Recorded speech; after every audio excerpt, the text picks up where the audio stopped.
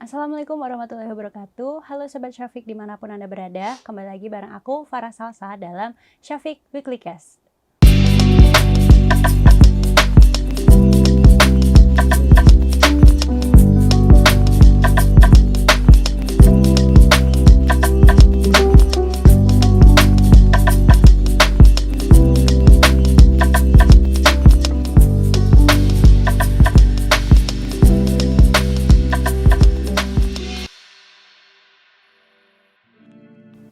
Nah Sobat Syafiq, dalam episode kali ini tentunya aku nggak sendiri. Kita akan ditemani oleh Mbak Intan Agisti. Halo Mbak Intan, Halo, apa kabar? Salsa. Alhamdulillah baik. Oke, nah Sobat Syafiq, for your information, Mbak Intan ini tuh adalah seorang Strategic Communication Manager di Syafiq UNU Yogyakarta. Betul Mbak? Betul sekali. Nah terus kalau boleh tahu nih Mbak, kesibukan Mbak Intan akhir-akhir ini tuh apa aja Mbak? Ya, jadi kalau kesibukan tentu saja fokusnya sekarang di Syafiq sebagai Strategic Communication Manager. Kemudian saat ini saya juga sebagai Communication Specialist di SMK Masa Depan. Itu salah satu proyek pemerintah yang berlokasi di kawasan industri terpadu Batang gitu ya. Batang, Jawa Tengah ya? Iya, betul. Dan selain itu juga itu aja sih sebenarnya kegiatan utamanya dua, cuman memang karena kegiatannya itu sangat dinamis dan banyak produksi-produksi untuk konten segala macam, jadi memang cukup padat sih di situ. Terus kalau boleh tahu Mbak, backgroundnya Mbak Intan itu lulusan prodi apa ya Mbak? Dulu saya lulusan Visipol di jurusan ilmu komunikasi.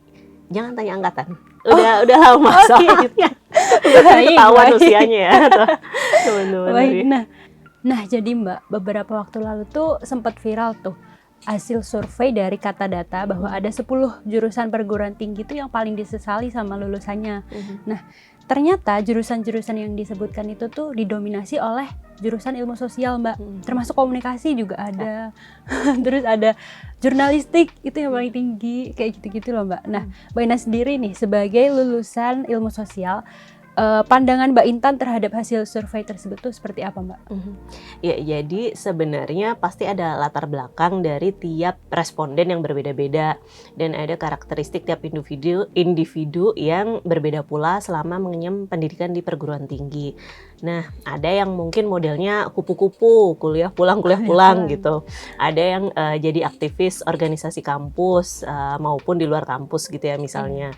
Kemudian atau malah ada yang lagi senang-senangnya nongkrong bareng teman-teman baru, geng barunya gitu, atau malah lagi senang-senangnya pacaran gitu. Itu wajar gitu ya. Nah, jadi kalau menurut saya pribadi dan berdasarkan pengalaman saya nih ya, saya justru merasa sangat bersyukur dulu memilih jurusan di ilmu sosial. Nah, di jurusan ilmu komunikasi ya tepatnya. Ya, kenapa? Karena sebenarnya jurusan di ilmu sosial itu sebenarnya bisa masuk di semua industri gitu, nggak hanya di industri-industri yang berkaitan dengan ilmu sosial aja gitu. Jadi pilihan lapangan kerjanya sebenarnya sangat beragam. Asal ada kemampuan dari diri kita sendiri untuk keluar dari comfort zone itu. Kemudian kita juga harus selalu belajar hal baru, membiasakan pola pikir bertumbuh atau sekarang istilahnya ini ya, growth mindset gitu. Jadi harus seperti itu, harus terus belajar gitu. Jadi kalau ada hasil survei terkait jurusan kuliah di perguruan tinggi yang paling disesali lulusannya, nah itu kita harus lihat dulu tuh respondennya dulu waktu kuliah kayak gimana nih, cara belajarnya kayak gimana, kemudian bersosialisasinya gimana, kemudian kegiatannya selain kuliah dulu tuh apa aja, karena itu sangat berpengaruh terhadap jenjang karir ke depannya gitu. Kemudian dan pasti ada berbagai hal lain yang pastinya mempengaruhi tingkat penyesalan dari si mahasiswa tersebut gitu. Berarti itu tergantung responden ya Mbak, yang nggak bisa betul. disamaratakan gitu. Betul Terus sekali. berarti Mbak Intan nggak ada penyesalan dong masuk ke ilmu komunikasi nih? Ya jujur ya, kalau saya pribadi itu tidak pernah menyesal sama sekali, nggak pernah nyesel gitu. Kenapa? Karena memang dari awal itu saya udah tahu saya pengennya apa. Pertama nih, karena saya memang cari jurusan yang nggak ada matematikanya. Nah, baik. Baik, hitung-hitungan baik gitu ya. Kemudian saya juga nyari yang lingkungan kampusnya tuh santai. Jadi kalau ngampus nggak harus yang harus pakai celana kain, pakai kemeja, itu kan ada tuh yang kayak gitu tuh. Nah kebetulan di kampus saya dulu itu tuh fleksibel banget, jadi nggak harus pakai baju formal untuk ke kampus gitu. Kemudian juga saya pengen kuliah di di kampus yang dikelilingi orang-orang yang berminat di bidang kreatif gitu. Karena komunikasi itu kan juga sangat dekat kaitannya dengan hal-hal yang kreatif ya, produksi film, kemudian foto gitu, video, dan sekarang juga konten-konten media sosial gitu. Itu kebetulan memang saya ada minat di situ, saya suka, jadi itu yang saya cari dulu. Nah, jadi pas masuk jurusan ilmu komunikasi dulu ya udah ngerasa cocok gitu. Dulu di kampus saya itu ya, kalau dulu ya bebas pakai kaos, jeans sobek-sobek gitu udah bebas. Bahkan dulu kadang-kadang ada teman saya yang ke kampus pakai piyama gitu. Wah, santai banget ya, Mbak. Jam 7 pagi ya. Waduh. Terus bahkan dulu profesor saya dulu juga piercingan gitu. Dan itu kebetulan jadi profesor yang membimbing saya skripsi gitu. Nah, tapi semuanya itu tuh adalah orang-orang yang pintar secara akademis gitu. Jadi mereka nggak cuman gaya-gayaan doang, mereka nggak cuman modis doang gitu ya, tapi mereka juga pintar-pintar gitu secara akademis, dan ketika diajak diskusi juga nyambung gitu ya. Nah, jadi ya gitu, saya nggak pernah nyesel pernah masuk di jurusan ilmu sosial, dan bahkan sampai sekarang saya masih bekerja di bidang yang relevan dengan kuliah saya dulu gitu. Nah, ngomong-ngomong tentang pekerjaan nih, Mbak. Menurut Mbak Intan, lulusan ilmu sosial itu bisa kerja di mana aja sih, Mbak? Soalnya biasanya tuh kan masih banyak anggapan bahwa orang yang punya masa depan cemerlang itu tuh yang lulusan dari ilmu eksak. Nah, kalau lulusan ilmu sosial sendiri, menurut Mbak Intan, gimana tuh potensi kerja ke depannya gitu, Mbak? Oke, menurut saya lulusan ilmu sosial itu pada dasarnya bisa kerja di mana aja.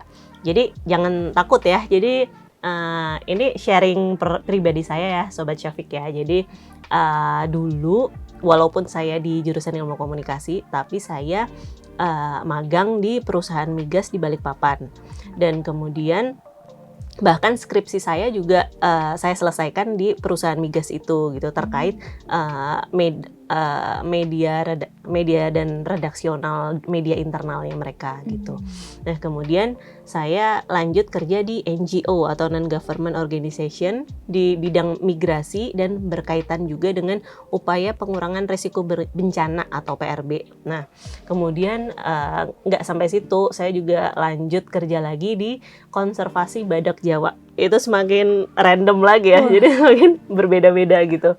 Nah, kemudian setelah dari konservasi badak, lanjut lagi di operator bandar udara. Nah, kemudian sekarang di lembaga riset ekonomi syariah, yaitu di Syafiq gitu. Jadi itu semua adalah industri atau organisasi yang core bisnisnya tuh beda banget ya. Jadi saya yang lulusan ilmu komunikasi ini alhamdulillah bisa survive gitu, bisa beradaptasi dengan pekerjaan-pekerjaan tersebut, walaupun ketika saya pertama kali nyemplung di bidang itu tuh saya benar-benar nggak tahu apa-apa gitu. Cuman memang job desk-nya sesuai dengan latar belakang pendidikan saya dan pengalaman saya gitu. Jadi menurut saya tuh lulusan ilmu sosial tuh dibutuhkan banget di dunia kerja gitu. Jadi bahkan mungkin lulusan bahasa asing gitu ya, mungkin kurang populer, belum menjadi jurusan yang nomor satu diminati gitu. Padahal di industri atau di perusahaan besar itu tuh masih dibutuhkan banget gitu.